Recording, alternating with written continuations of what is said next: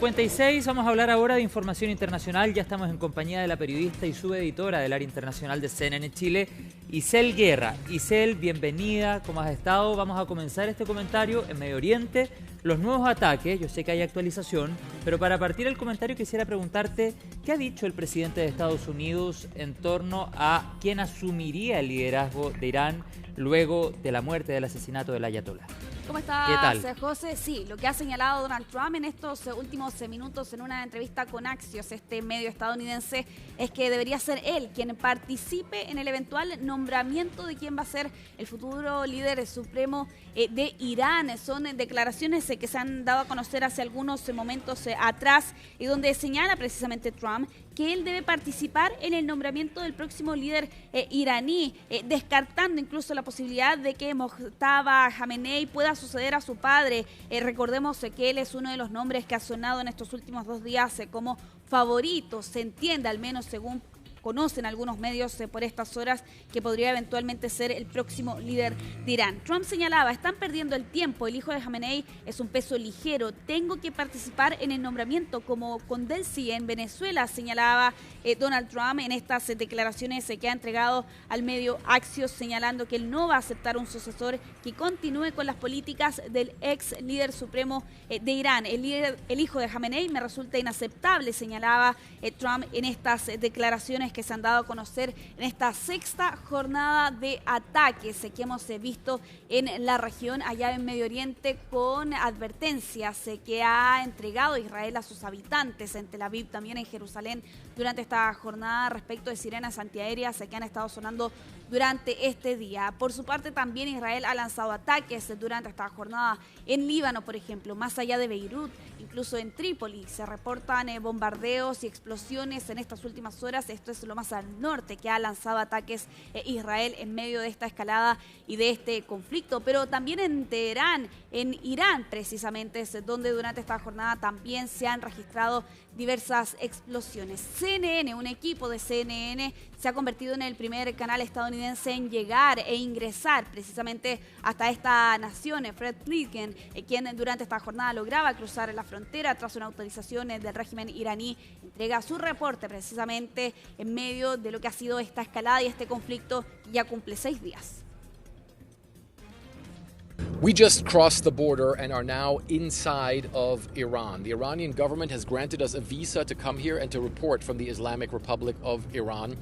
We're now trying to make our way to the capital, Tehran, as fast as possible. But of course, the distances in this huge country are immense, and we know it's going to take many, many hours for us to get there. We also don't know what the situation on the road to Tehran is going to look like, how many checkpoints there's going to be, and of course we know at the same time there are massive combat operations also going on. The United States and Israel are continuing their huge aerial campaign against targets inside of Iran. At the same time, the Iranians continue to retaliate, not just with their ballistic missiles, but with their drones, mostly hitting Israel, but then also American military installations, especially in the Gulf region, but in general, in the Middle East. In total, the Iranians are saying that they can continue this campaign for a very long time. They say that their missile arsenal is still immense, and they haven't even used some of their most modern missiles. But we also, of course, know that the place that we aim to go to, Tehran, has been under almost sustained attacks with massive airstrikes going on there and also huge damage being caused, and of course, many people also having been harmed. Bueno, vamos a estar contándoles, por cierto, todo el recorrido que va a estar haciendo Fred Pleitgen durante esta jornada y también en las próximas horas, por cierto, para llegar hasta Teherán. Lo señalaba en su reporte también. Se desconoce el estado de las carreteras que conducen precisamente hasta la capital iraní. Precisamente nos quedamos en ese lugar. Durante esta jornada se ha actualizado la cifra de víctimas fatales. Ya aquí el régimen iraní asegura que las muertes son 1.230, según la agencia de noticias de la República Islámica. Ojo con esta cifra porque supera las muertes que se reportaron en junio del año pasado en la operación Martillo de Medianoche, cuando Estados Unidos lanzaba estos ataques a estas 3 instalaciones nucleares y con ello además se desataba esta denominada guerra de los 12 días. En esa oportunidad 1.190 personas perdieron la vida. Bueno, ahora se supera esa cifra, por cierto, con lo que ha estado ocurriendo en estas últimas jornadas. Irán ha estado acusando de que se está atacando a centros civiles, barrios residenciales, hospitales e incluso sumado a escuelas y sitios patrimoniales con ataques que no solo se han reportado en la capital, lo escuchábamos por cierto de parte de Fred Blinken en su ingreso hasta Irán, sino que también en otras ciudades de este país. Vamos a revisar las declaraciones que entregaba durante esta jornada el vocero del Ministerio de Relaciones Exteriores de Irán a raíz precisamente de los combates y de los bombardeos que se han registrado en estas últimas horas. No empezamos esta guerra, no fue nuestra elección, nos atacaron. Los agresores son responsables de las consecuencias. Ellos iniciaron esta guerra, igual que en junio, así que los iraníes no tienen otra opción que seguir resistiendo, defendiendo su territorio, su soberanía y su seguridad mientras sea necesario. Debido a la gran cantidad de bases militares estadounidenses en la región que están utilizando, diría yo, abusando de los territorios de estos países para lanzar ataques contra Irán. No tenemos otra opción que atacar esas bases militares, porque es nuestro derecho, según el derecho internacional. Bueno, el conflicto se ha extendido más allá, por cierto, de Medio Oriente, incluso en el Cáucaso Sur, que es lo que hemos visto durante esta jornada con drones que han impactado en la frontera entre Irán y Azerbaiyán durante esta jornada y que dejaban al menos 4 personas heridas, según hemos podido conocer durante esta jornada, debido precisamente a la presencia de estos drones a eso del mediodía, drones que impactaron contra el aeropuerto, un edificio de la terminal de este aeropuerto que está ubicado ahí en Najicheván, en la República Autónoma, que está separada del resto del territorio azerí por Armenia, pero no solo en este lugar, también en una escuela cerca del edificio, más bien de un centro educativo también en Shekarabad, durante esta jornada, lo que se entiende son los primeros ataques que se registran en este país a raíz del conflicto en Medio Oriente. Su presidente durante esta jornada calificaba este hecho como un acto de terrorismo, apuntando a que era un hecho horrendo, cobarde y desvergonzado, pero además instando a las autoridades iraníes a dar explicaciones, señalando incluso que quienes cometieron este acto deben responder penalmente. Bueno, ¿cuál ha sido la respuesta de Teherán durante esta jornada? Desde este país han negado estar detrás de la caída, ¿no?, de estos drones en este lugar. Incluso han sugerido que se pudo haber tratado de una operación de falsa bandera sin entregar mayores antecedentes o proporcionar mayores detalles que sustenten esta acusación, apuntando que podría tratarse de una operación de falsa bandera y que, por lo demás, Irán no está detrás de este hecho que dejaba 4 personas heridas durante esta jornada. Lo cierto es que las tensiones entre estos dos países, entre Azerbaiyán e Israel en Irán, en rigor, se han exacerbado en este último tiempo, precisamente por los convenios y los acuerdos de seguridad que poco a poco han entablado entre Azerbaiyán e Israel en este último tiempo. Vamos a revisar parte de las declaraciones que entregaba durante esta jornada el presidente de este país. A cambio de todo esto, atacar a Najicheván de forma horrible, cobarde y descarada, esta mancha jamás se borrará de su horrible y antiestética cara. Por lo tanto, se tomarán todas las medidas necesarias por vía diplomática. Nuestras Fuerzas Armadas, el Ministerio de Defensa, el Servicio Estatal de Fronteras y todas las demás fuerzas especiales han alcanzado el nivel 1 de movilización y deben estar listas para llevar a cabo cualquier operación. Bueno, vamos a avanzar en esta revisión internacional, precisamente con lo que ocurría el día de ayer en Estados Unidos, en el Senado, donde finalmente no se han conseguido los votos necesarios para poder respaldar esta resolución de poderes de guerra. ¿Qué significaba? Bueno, aquí se buscaba que la administración de Donald Trump tuviera que buscar la aprobación del Congreso antes de continuar con la acción militar, una iniciativa bipartidista, pero que de todas formas tenía pocas posibilidades de prosperar, y así quedó en manifiesto también, por cierto, en los resultados. 47 votos a favor, 53 en contra, tanto en ambas posturas del partido contrario votaron a favor de estas iniciativas, y claro, de todas formas iba eventualmente a enfrentar obstáculos adicionales, como por ejemplo algún tipo de veto presidencial. De todas formas, la Cámara de Representantes va a votar nuevamente esta iniciativa, todo esto cuando se han planteado dudas respecto de la duración de este conflicto. Trump señaló en su momento que se podría extender entre 4 a 5 semanas.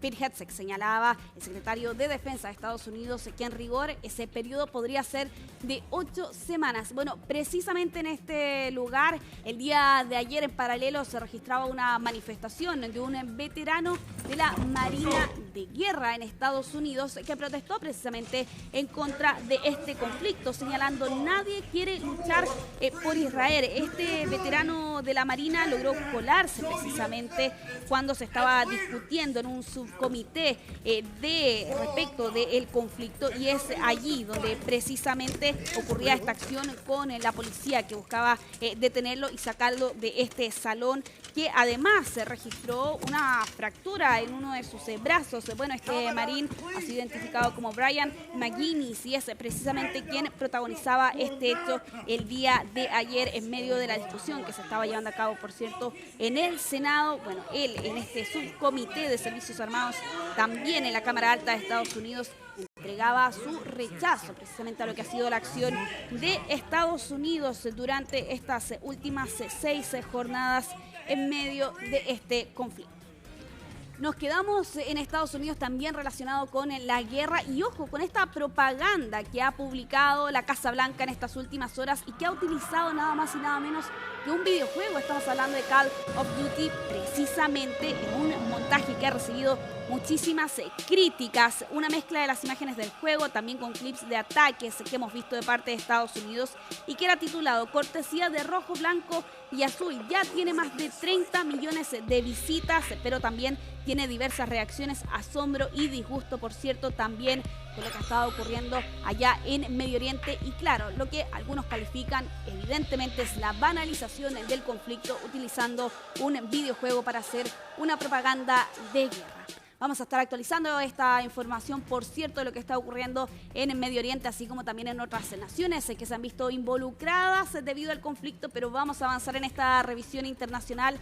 Vamos a continuar con lo que ha estado ocurriendo en estas últimas horas en Cuba, este apagón masivo que afecta a 2/3 de la isla por estas horas debido a esta desconexión parcial en La Habana, también en el oeste de Cuba. 6 millones de personas están a oscuras por estas horas debido a lo que ha ocurrido el día de ayer. Un fallo en una termoeléctrica podría tardar hasta 72 horas en restablecer las operaciones. Lo han reconocido así desde el régimen de la isla. Esto debido a esta falla que les mencionaba anteriormente, se ha registrado en la central Antonio Guiteras.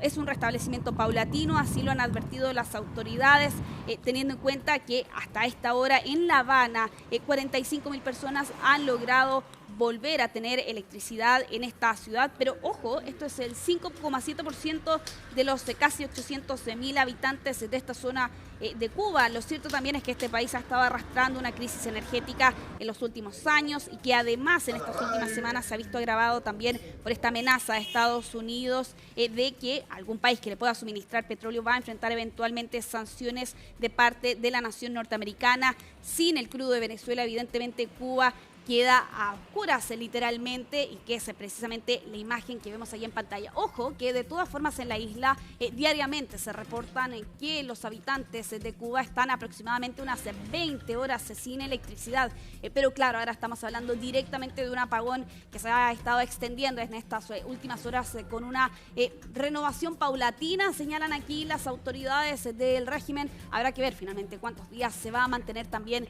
esta situación. Vamos a cambiar de tema, nos vamos hasta China con esta información que entregaban durante esta jornada las autoridades del régimen de Xi Jinping, que ha establecido el objetivo de crecimiento del PIB más bajo en décadas. Estamos hablando de que por primera vez desde el 91 consiguen, por cierto, un objetivo en los mínimos históricos entre 4,5 a 5% para este 2026. Así lo anunció el primer ministro Li Qiang en esta sesión inaugural de la Asamblea Popular Nacional, esta reunión parlamentaria anual en China que comenzó este jueves ante 3.000 delegados allá en el Gran Salón del Pueblo. Y claro, con Beijing que está apuntando a un crecimiento de alta calidad, poniendo en foco en las industrias de alta tecnología, en las reformas estructurales por sobre la construcción y las exportaciones, pero claro, también con, evidentemente, la gran pregunta sobre si esto va a tener efectos por lo demás en el resto del mundo al reducir su meta de crecimiento para este 2026. Vamos a ir cerrando esta revisión internacional con esta información que llega desde Estados Unidos relacionada con el espectáculo y con la artista Britney Spears, detenida por conducir bajo los efectos del alcohol en California. Ella fue arrestada, ha sido sometida a controles de alcoholemia por parte de la patrulla de carreteras a eso de las 9 de la noche y fue liberada precisamente durante esta jornada a las 6 de la mañana.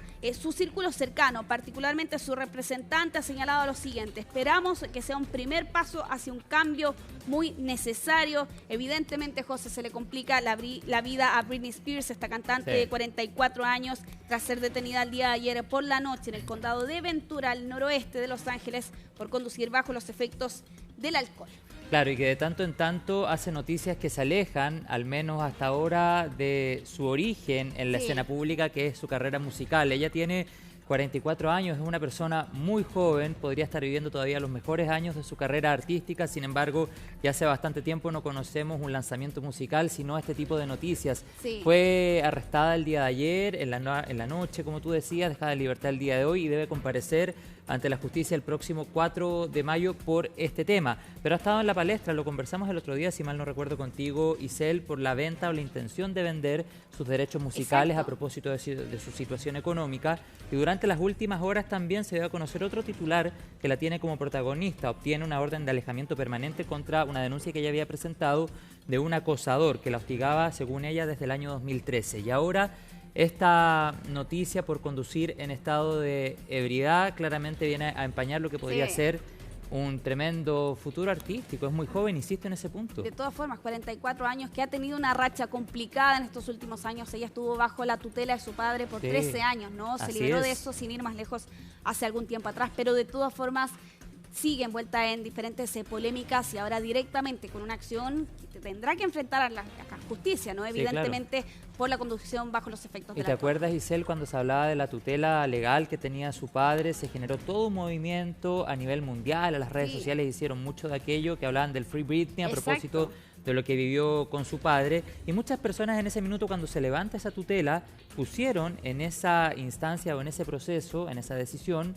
la expectativa de que Britney iba tal vez a volver a ser lo que había sido en su minuto a principios de los 2000. De hecho, el último lanzamiento musical fue con Elton John en estos duetos. Exacto, sí, esa fue la última vez que vimos un trabajo precisamente de Britney Spears. Esperamos que de todas formas, como decía, ¿no?, su agente durante esta jornada sea el inicio, ¿no?, de un cambio que tiene que hacer la artista estadounidense. Ojalá, hay miles de fanáticos que la esperan. De todas formas. Así es. Isel Guerra, muchas gracias por toda la información, seguimos en contacto. Nos vemos, José. Que tengas un buen día. 2 de la tarde con 13 minutos. Nos vamos a la pausa con la tierra de Isel Guerra, que hablábamos recién con ella del área internacional. La Serena, con nubosidad parcial y claramente con una playa mucho más despejada. Se nota que llegó marzo. Vamos a la pausa, ya estamos de vuelta.